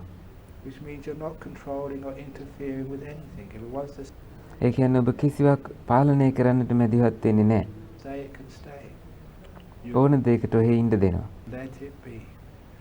So in the deeper stages of meditation, it's more helpful to understand you're letting go of the will, the doer, the agitator, so whatever's there is not interfered with, so you can let things be. කැමැත්ත බලාපොරොත්තුව කරන්නා කියන ඕනම දෙයක් පාලනය කරන කෙනත් ඔබට පුළුවන් මෙතෙන්දී අතහැරලා දාන්න. අන්න එතකොට එතනින් අදහස් කරන්නේ එහෙමම තියෙන දේවල් තියෙන්න දෙනවා කියන එකයි. So it's a small little change, but it's very effective. Certainly in a stage. Don't let it go. Let it be. මේ නිමිත්ත අවස්ථාවේදී ඕනම දේ මේ අවස්ථාවේ තම වැදගත්. අන්න ඒ නිමිත්ත යන්න දෙන්න එපා. එයට ඔහෙ තියෙන්න දෙන්න. And that sound has now disappeared. අන්න ඒ ශබ්දය දැන් මේ ෆෝන් එක නාද වෙන ශබ්දය දැන් අතුරුදහන් වෙලා ගියා. It's gone. Analaya. ඒ ගිහිල්ලා අනාලය. Doesn't stick to you. So don't go thinking, who was that? I'm going to tell them no more mobile phones. ඒක ගැන හොයන්න යන්න එපා. කවුද ඒ ෆෝන් එක රින්ග් වෙන්න දුන්නේ? කාගේද ඒ ෆෝන් එක? තවදුරටත් ෆෝන් ගේන්න එපා මෙතෙන්ට කියලා ඔබ කියන්න යන්න එපා. Now if you start thinking like that, something gets stuck to your mind. ඔබ අන්නේ විදිහට හිතන්න කියනවා නම් ඒ හිතන්න යනවා නම් යම් දෙයක් ඔබේ මනසේ ඇලිලායි තියෙන්නේ අල්ලගෙනයි And you ඉන්නේ. know what happens when it sticks to ඔබ දන්නෝ ඊළඟට මොකද්ද වෙන්නේ කියලා. your mind. It ruins everything. So whatever disturbance happens, it's a disturbance for one moment. ඔබ ඒ වගේ ඇලීමකටපත් වුණාම සියලු දේවල් එතනින් පිරිහීමටයිපත් වෙන්නේ. ඒ වෙලාවට ඔබ හිතන්න ඕනේ එක මොහොතයි ඒ බාධකය. But if it echoes in the mind, it disturbs එය නිතර නිතර ධ්වනියටපත් වෙනවා නම් මනසේ you for a long time. අන්න ඒක බොහෝ වෙලාවක් රැඳෙනවා. Just like that story, this is just Dhamma. ඒක හරියට ධර්මයේ කියවෙන මේ කතාව වගේ. Of someone calls you a lazy pig. යම් කිසි කෙනෙක් ඔබට කියනවා කම්මැලි ඌරෙක් කියලා. What do most people do? බොහෝ අය කරන්නේ මොකද්ද? They call me a lazy pig. They've got no right to call me a lazy pig. I'm a monk, not a lazy pig. ඒගොල්ලෝ මට කම්මැලි ඌරා කියලා කිව්වා. ඒගොල්ලන්ට එහෙම කියන්න අයිතියක් නැහැ. මම හාමුදුරු නමක්. ඒගොල්ලෝ කොහොමද මට කම්මැලි ඌරෙක් කියලා කියන්නේ? And then if you're wise, you realize they've just called you a lazy pig 3 more times. අන්න එතකොට ඔබට තේරෙයි ඔබ තව 3 වතාවක් අර කිව්වටත් වඩා ඔබටම කියාගෙන තියෙනවා කම්මැලි ඌරෙක් කියලා. Every time you remember it, they're calling you a lazy pig again. එය මතක් කරන ඕනෑම වෙලාවක ඒ මතක් වෙන හැම වෙලාවකම මේගොල්ලෝ ඔබට අර කම්මැලි ඌරයි කියලා කියනවා ඇහෙනවා. So instead of keeping these things, have a mind of analaya. අන්න ඒ දේවල් තියාගන්නේ නැතුව මනසේ වෙනුවට ඔබට කරන්න තියෙන්නේ අනාලය මනසක් ඇති කරගන්න. Call you a lazy pig, and it's gone, finished. You don't even කවුරු හරි ඔබට කම්මැලි ඌරා කියලා කිව්වා එය ගියා ඉවරයි. එතනින් ඉවරයි. remember it. ඒ මතක තියාගන්න යන්න එපා. In other words, it doesn't stick to your mind. වෙන වචන වලින් කියනවා නම් එය තව දුරටත් ඔබේ මනසේ ඇලෙන්නේ නැහැ. Which means they can only call you a lazy pig once.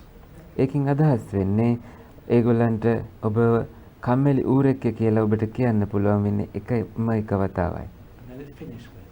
අනේන් ඉවරයි ඒක. Instead of 3 times, 10 times, 100 times. 3 වතාවක් 100 වතාවක් එහෙම කියනකට වඩා එතනින් ඒක ඉවරයි. Even if they've hurt you in the past, they only hurt you once. ඔබට අතීතයේ ඒගොල්ලෝ රිදවල තිබ්බත් ඒ එක වතාවයි. But every time you remember it, what they did, you allow them to hurt you again. That's the opposite. ඔබ මේ මතක තියාගන්න ඕනෑම අවස්ථාවකදී මතක් වෙන ඕනම වෙලාවකදී ඔබ ඒගොල්ලන්ට ඉඩ දෙනවා තව එක වතාවක් ඔබට රිද්දන්නට. Anala mind, which sticks. ඒක අනාලය මනසක් නෙමෙයි දේවල් අල්ලගන්න ඇලෙන මනසක්. Things, and very often unpleasant, painful things. බොහෝ වෙලාවට ඔබ ඇලෙන්නේ අප්‍රියජනක දේවල් වලට. So it's a mind which lets go. Nothing sticks to it, which means it's pure and peaceful and still. මේ වගේ මනසක් ඊටාම සාමකාමී පිරිසිදුයි. ඒ වගේම නිශ්චලයි. You're letting go. ඔබ අතහරිනවා. So those are the 4 ways of letting go. අන්න ඒ තමයි අතහැරීමේ ක්‍රම 4 which were described by the Buddha in the බුදුරජාණන් වහන්සේ විසින් දේශනා කළ තියෙන විදියට. very first teaching, the Dhammacakkappavattana Sutta.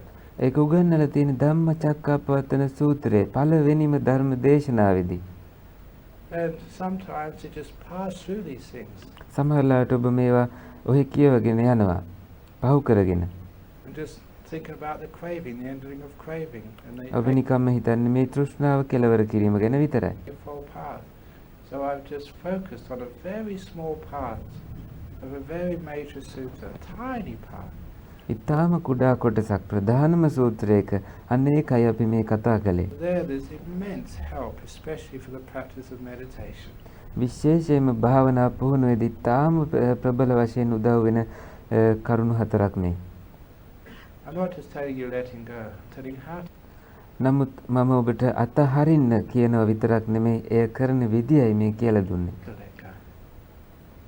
Give, expecting nothing back in return. No කිසිවක් බලාපොරොත්තු වෙන්නේ නැතිව දෙන්න. expectation. කිසිම බලාපොරොත්තුවක් නැතිව. In English, expectation is the opposite of inspectation. ඉංග්‍රීසියෙන් කියලා කියන්නේ ඉංග්‍රීසියෙන් දෙයක් බලාපොරොත්තු වෙනවා කියන එක අනිත් පැත්ත තමයි දෙයක් ඉන්ස්පෙක්ට් කරනවා කියන එක. ඒ කියන්නේ පරීක්ෂණයක් පවත්වනවා පරීක්ෂණය කරනවා You're වගේ. not inspecting, not looking inside, you're looking somewhere else in the future. යම් දෙයක් අනාගතයේ බලාගෙනයි ඔබ ඒ දේ කරන්නේ. ඔබ දේවල් පරීක්ෂණය කරනවා. No expectation. කිසිම බලාපොරොත්තුවක් නැහැ. See how much you can get rid of. ඔබට උත්සාහ කරන්න කොච්චර තියනවද ඔබට ගැලවිලා යන්නට මොනතරම් දේවල් තියනවද කියලා ඒව යන්න දෙන්න අතහරින්න. Trying to attain something. Don't think that ඔබ කිසිවකට කිසිම දෙයක් ලබන්නට කිසිම දියුණුවක් ගන්නට භාවනා කරනව නෙමෙයි. so what is a certificate I will give you at the end of this retreat. So සෝවන් වෙන්න යනවා කියලා හිතන්න එපා. මම භාවනා පුහුණු අගදිත් මේක විස්තර කරන්නම්. one is tearing up all certificates. You don't exist. Who can be a so one? It's only when you disappear, when you don't want to be a so one, then you can be a so one. If you want සෝවන් වෙනවා කියලා කියන්නේ ඔබ තාව දුරටත් යම් ඔබ කියන හැඟීමවත් තව දුරටත් නැහැ කියන එක. කාටද එතකොට සෝවන් වෙන්න පුළුවන්? ඒ කියන්නේ කිසිවෙක් නැහැ කියන තැනදී අන්න එතෙන්දී ඔබ සෝවන් බවට පත් වෙන්නේ. to be, no way. වෙන ක්‍රමයක් නැහැ. So these aren't spiritual attainments. They're spiritual disappearances, vanishings, the opposite of materialism. මේ භෞතිකව සිටීමේ විරුද්ධ පැත්තයි මේ ආධ්‍යාත්මිකව මම මේ විස්තර කළේ. ආධ්‍යාත්මිකව ඔබ ලබා ගන්නා වූ දේවල් මේ විදියටයි ලබන්න තියෙන්නේ. It's throwing things away, දේවල් විසිකිරීමෙන් not getting more things. තව දේවල් ලබා ගැනීමෙන් නෙමෙයි. And it's freedom. Freedom from desire. ඒක තමයි නිදහස. ආශාවන්ගෙන් නිදහස් වීම. From wanting. දේවල් ලබා ගැනීමට ඕන කමින් නිදහස් වීම. Just happy to be here, wherever ඔබ මෙහි සිටීමට කැමති සතුටුයි. that happens to be. And lastly, a mind to which nothing sticks. ඒ කියන්නේ අන්තිමටම ඔබ ලබා ගන්නේ කිසිවක් ඇලෙන්නේ නැති මනසක්. The last moment it could have been a great jhana. It's gone now. ඔබට අන්තිමටම රැඳෙන්න පුළුවන් මේ ශ්‍රේෂ්ඨ උතුම් ධානවල. Nothing to do with me. එතෙන්ට ආව කිසිවක් මා සමග එහි කරන්න දෙයක් නැහැ. Nothing sticks to you. කිසිවක් ඇලෙන්න නැහැ දෙයක්. Which means you're totally free. එයින් අදහස් වෙන්නේ ඔබ සම්පූර්ණයෙන්ම නිදහස්. You travel through the path of meditation, ඔබ භාවනා මාර්ගයේ ගමන් කරනවා. carrying no baggage. කිසිම මල්ලක් අල්ලගන්නේ එල්ලන් යන්නේ නැතිව. Those are the 4 ways of letting go, අන්න ඒ හතරයි අතහැරීමේ ක්‍රම හතර. according to the Buddha. බුදුහාමුදුරුවන්ට අනුව. If you understand those, your path of meditation is so easy. ඔබ ඒ හතර තේරුම් ගන්නවා නම් ඔබේ භාවනා මාර්ගය ඉතාමත් ලෙහෙසි වෙනවා. Understand how to let go. Oh, I did mention තේරුම් ගන්න කොහොමද අතහරින්නේ? later on, just change the word slightly to letting be. මට කලින් මේ කියන්න බැරි වුණා. මම පස්සේ මතක් කරන්නම් මේ letting go අතහැරීම කියන එක let it be කියන වචනයට ඒ කියන්නේ තියෙන්න දෙන්න. ඔහේ ඉන්න දෙන්න කියන වචනයට අපි චුට්ටක් හරව ගන්නවා. And then you find you're not throwing away nimittas and the beautiful stuff. You're letting it be. අන්න එතකොට ඔබ තේරුම් ගන්නවා නිමිත්ත වගේ දේවල් ඔබ විසි කරන්නේ නැහැ. ඔබ ඒවට ඔහේ තියෙන්න දෙනවා. You're throwing the stuff which stops the nimittas developing. ඔබ එතකොට විසි කරලා දාන්නේ නිමිත්ත දියුණු වීමට පාදක වෙන දේවල් විතරයි. Let it be. ඔහේ තියෙන්න දෙන්න. That's the talk this evening. The 4 ways of letting go. අනේකයි මේ සන්ධ්‍යාවේ දේශනේ අතහැරීමේ ක්‍රම 4 ගැන.